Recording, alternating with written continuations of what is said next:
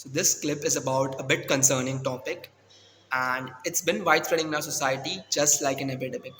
Now don't get worried because it's not like arousal of a new virus or something, but instead it's like a vocal virus. That's how I should like to put it.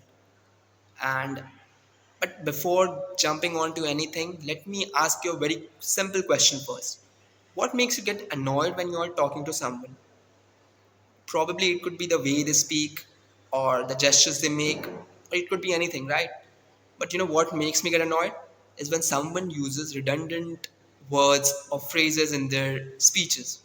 For example, in India, there is like a norm has been created where people tend to use a lot of non-native words from English in their informal speeches. For example, people use I thought or I think, if, but, because, basically, and special emphasis on the word basically because in India people tend to use this word quite a lot.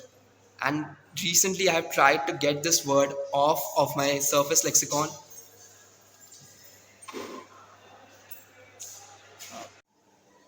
got interrupted a bit, and eventually the interruption led to the change of the background, the setting, and even the attire. But honestly, it doesn't matter. So let's just cut down to the chase.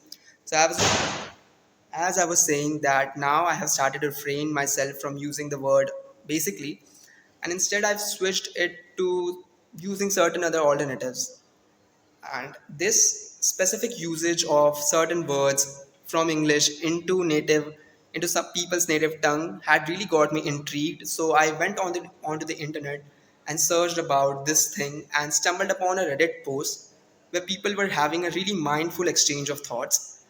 And from there I got the idea that why people tend to use these mentality or these form of speaking, because obviously in India it's a norm that people who talk in English are superior, and even I used to feel the same back in the time. And honestly, from there, this mentality of using these words redundantly in their speeches comes. For example, basically, I thought, but, and these are the things.